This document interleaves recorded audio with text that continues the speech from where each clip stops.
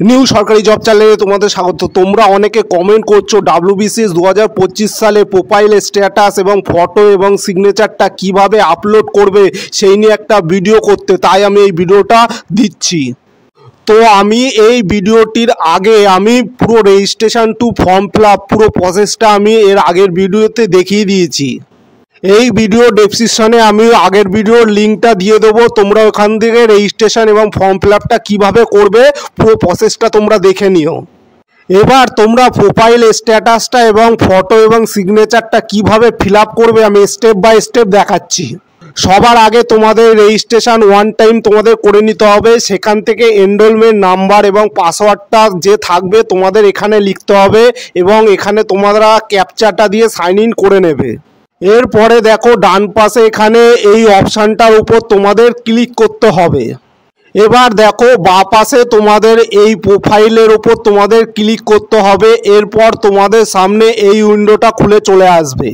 এখানে তোমাদের প্রোফাইল স্ট্যাটাসটা কমপ্লিট করতে হবে। দেখো এখানে তোমাদের দেখাচ্ছি, এখানে তোমাদের তিনটে অপশান দিয়েছে, সেখানে প্রোফাইল ডিটেলস এবং ফটো এবং সিগনেচার আপলোড করে নিতে হবে। প্রথমে এ পাশে দেখো প্লিজ কমপ্লিট ইওর প্রোফাইল, এর উপর তোমাদের ক্লিক করতে হবে। এবার তোমরা দেখো এখানে তোমাদের enrolment number, mobile number, email ID এবং তোমাদের যে নেম আছে এবং ডেট অফ বার্থ এবং জেন্ডার, ফাদার্স নেম এবং মাদার্স নেম এখানে লেখা চলে আসবে। এরপরে দেখো তোমরা নিচে তোমাদের এখানে যে ক্যাটাগরি আছে সেটা তোমাদের কিন্তু পুরো ফিল আপ করতে হবে। এবার এখানে তোমাদের প্রথমে ক্যাটাগরি, এরপরে তোমাদের সাবকাস্ট এবং ইস্যু ডিস্ট্রিক্ট, এরপরে তোমাদের প্লেস অফ বার্থ এখানে তোমাদের লিখতে হবে।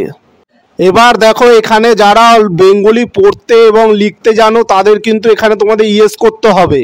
এবার এখানে তোমাদের ন্যাশনালিটিটা লিখতে হবে। এবার তোমরা এখানে PWBD ক্যান্ডিডেট হয়ে থাকলে তাহলে ইয়েস করবে, না হলে কিন্তু তোমরা এখানে নো করবে। এরপর তোমাদের ইস্যু অথরিটি এবং ইস্যু ডেট তোমাদের এখানে লিখতে হবে। তারপরে তোমাদের মাতৃভাষাটাও এখানে তোমাদের লিখতে হবে। এবার তোমাদের মাতৃভাষা যদি নেপালি হয় তাহলে ইয়েস করবে, না হলে কিন্তু তোমরা নো করবে। এবার দেখো নিচে এখানে পার্মানেন্ট অ্যাড্রেস তোমাদের এখানে পুরোটাই ফিল আপ করতে হবে। এখানে তোমাদের অ্যাড্রেস, স্টেট, ডিস্ট্রিক্ট এবং পিন নাম্বার এবং মোবাইল নাম্বারটা তোমাদের এখানে ফিল আপ করতে হবে। তোমরা যদি সেম অ্যাড্রেস দিতে চাও তাহলে কিন্তু তোমাদের সেম অ্যাড্রেস পার্মানেন্ট এর উপর ক্লিক করতে হবে, না হলে তোমাদের কিন্তু এখানে পুরোটাই আবার ফিল আপ করতে হবে। এরপরে দেখো তলায় তোমাদের সেভ অ্যান্ড কন্টিনিউ এর উপর তোমাদের ক্লিক করবে। এবার দেখো এ পাশে এই অপশানটার উপর তোমাদের ক্লিক করতে হবে। এখানে তোমাদের ফটো এবং সিগনেচার আপলোড করতে হবে। এবার এখানে তোমাদের ফটো সাইজটা তোমাদের 20 KB থেকে 100 KB হতে হবে এবং এখানে তোমাদের চুজ প্রোফাইল এর উপর তোমাদের ক্লিক করে ফটোটা আপলোড করে দিতে হবে। এবার তোমাদের ফটো এবং সিগনেচার নিয়ে তোমাদের যদি কোনো প্রবলেম হয় তোমরা আমার আগের ভিডিওটা অবশ্যই দেখে নেবে।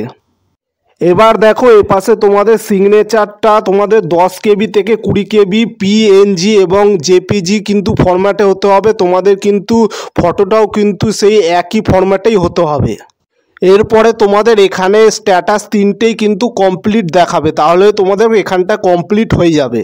এরপরে তোমাদের গো টু ড্যাশবোর্ড এর ওপর তোমাদের ক্লিক করতে হবে। এরপরে তোমাদের মাই অ্যাপ্লিকেশান এই পেজটি খুলে যাবে।